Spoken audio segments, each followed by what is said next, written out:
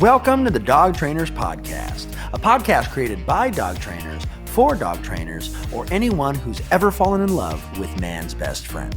Episode 14, a deeper look into corrections.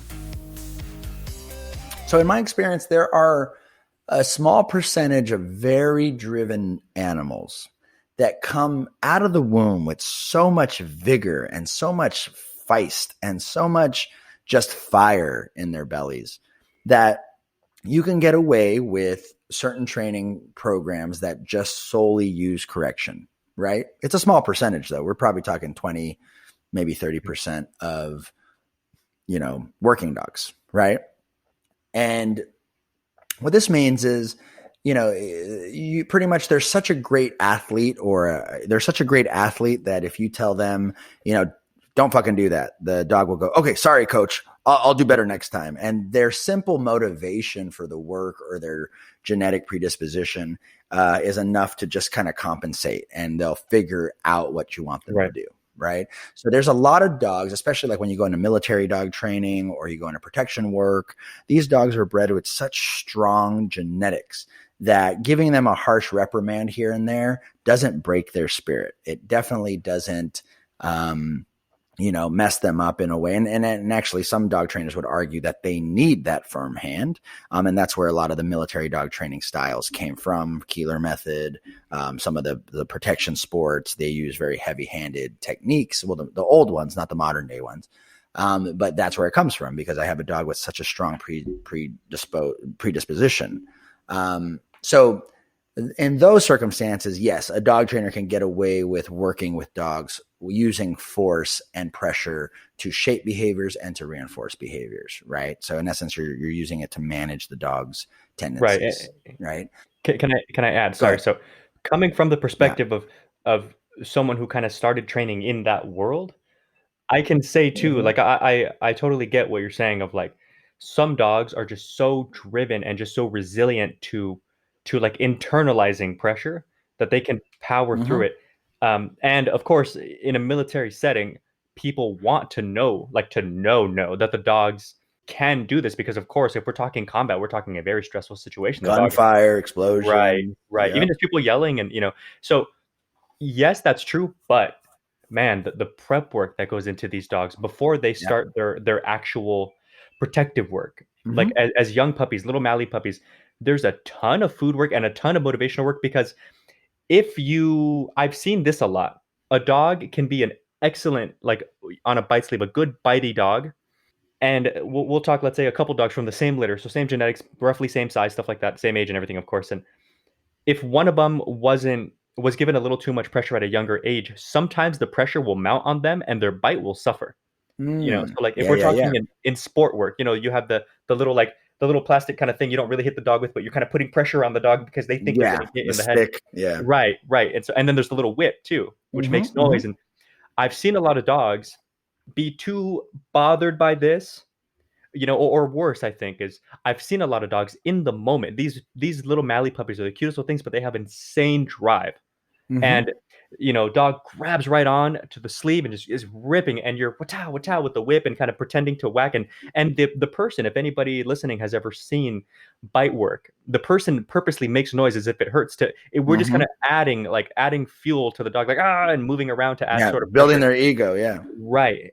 But also building all the distraction and all the stuff that could scare a dog off of the bite as well, so that we know that they're solid, kind of like in the military setting. Now, here's a crazy thing. In the moment, I've seen this a lot. In the moment, the dog is so driven that they perform anyway. But it was too much for them, and you'll see it later. You'll see it like 3, 4, 5 lessons later. Dog jumps on, everything looks good. You bring out the little whip, and you see the dog kind of win. Like they're still on the bite, but they're kind of like, oh, I don't know. And you can feel them let up, and sometimes they'll let go altogether. And so they remember. They remember. Right. And now that they've had a chance to cool off, like from their drive, which pushed them through it, emotionally speaking, they didn't enjoy it. Yeah, it's like hesitating. It's like being that Olympic swimmer that choked because your coach yelled at you or whatever it was. Like it's crazy. It's really, when you start getting into intricacies of that type of work, it's definitely contextual. Definitely contextual. Let's I guess wait, I want to circle back to that point. What was the point? So when you use force to shape behaviors and reinforce behaviors, even though there are a certain small percentage of dogs that can handle high levels of pressure, it has the potential occasion of developing what's known as learned helplessness. Mm-hmm. Right? Do you want to break down a little bit to the audience what learned helplessness is? Yeah, so learned helplessness is something that you want to avoid at all costs if you can, or no, not if you can, just avoid it, even if you can't. Figure it Right. out. Right. And this is something that is not specific to dogs or canines. This is the kind of thing that people in SeaWorld have to be worried about to not kind of develop in their like dolphins and other aquatic animals. So what learned helplessness is, And humans, and actually. humans, right, Yeah. absolutely right. How did I miss humans? All the other animals in the animal kingdom. Yeah, all that stuff. Humans. And by the way, and people and stuff like that. So learned helplessness. What it is when an animal, but let's go back to dogs. So if a dog is unclear about why they are receiving a certain correction or reprimand, they don't know how to avoid it because they don't know how to put two and two together. So they become so nervous about it, they just stop making decisions, period. And that is what we call learned helplessness. In practice, I've seen it look something like too much leash pressure on a dog, let's say, like a younger keeler person, like you were talking about. Let's say we're using leash pressure sits, with like a prong collar. So you're walking your dog with a short leash next to you on your left there. Pick upward on your leash to get the dog to prompt him to sit down. Sometimes people will pick up with a little too much vigor, and it ends up being like an upward correction. So the dog, instead of sitting down, will just flop to the ground altogether and then refuse to move because they're so nervous. They're like, I'm just not going to do anything. Yep. They kind of shut down. Right. And I think that's the big thing we want to avoid. And, as a younger dog trainer learning, it's definitely not something you're proud of, but it's definitely something that you can understand. It's definitely not the right way to go. It's definitely not the right way to go. So, I've been there where, I maybe put too much pressure on a dog before in one session, and I've had to work a whole week just to regain that dog's trust again. Yeah. Or to work extra hard with food just to compensate. Whereas maybe another trainer I was working with or who was working with that dog at the time didn't put that pressure, and, their relationship is just fine. So there's so much to be said about learned helplessness. And what's so funny, or not, it's not funny, but what's ironic is that a lot of dominance-based or punishment-based trainers will actually consider learned helplessness as a form of compliance, right? So they'll see that, well, the dog's not doing the thing that you hired me to train him to do. He's not lunging anymore. He's not barking anymore. But the dog is actually not doing anything because the dog's fucking scared of getting in trouble. Right. And what's crazy too is I've met a trainer in LA years and years ago. I was actually like applying to different like kennels to work for. And I was called back.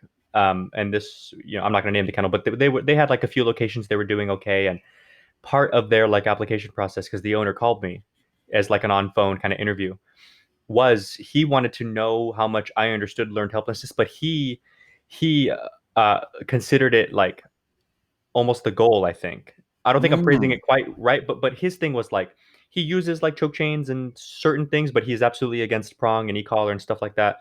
So I thought it was a little weird, but I was like, I mean, okay, it's your kennel. If anything, I'll just have to learn a new type of training. Was it the Zen dog? No, it wasn't. And if it was, I wouldn't tell you. I don't want to call people. But no, it was not Zen dog. They made it a point. It was on their website and everything, like, learned helplessness, and and they were like, it's kind of a good thing. He brings it up to me, and he brought up even like the whole aquatic animals and this and that, and I was like, oh yeah, I know what that is. And he was like, oh good, then and he was all excited about it, and in my head I'm just like, maybe I'll just you're like, you're the owner of a company and I'm applying for your company. Why do I know as much as you? And the weird thing was his background was like an animal behaviorist, and I think that's where he kind of got it from, was like, dude, like I've trained dolphins and I've trained this and I've trained this and I'm telling you, learned helplessness, like that's what you want, because that's what helps you avoid the correction. That's why we can get away without using prong collars, e-collars. And I was like, are you sure that you get what's happening with dogs though? Like, I think we're thinking of two different things. I don't think learned helplessness is the goal. I think that you definitely can inhibit a certain behavior, but the difference between getting a dog into learned helplessness and getting them to understand what you don't want in no uncertain terms and getting them to avoid that particular thing is the dog doesn't feel like there's no way out. They know the Right. way out. Right. They just know the wrong way and the right way, whereas learned helplessness is like, I don't know. I'm just going to stay Yeah. put because I have no idea. The dog has to have a sense of control in the situation. Exactly. Right? If the dog doesn't feel that they can make decisions or have any leverage to get out of the circumstance, it's no longer learning. It is abuse. Right. And if we can't lay out that paradigm for them where they go, okay, if you do X, this happens. If you do Y, this happens.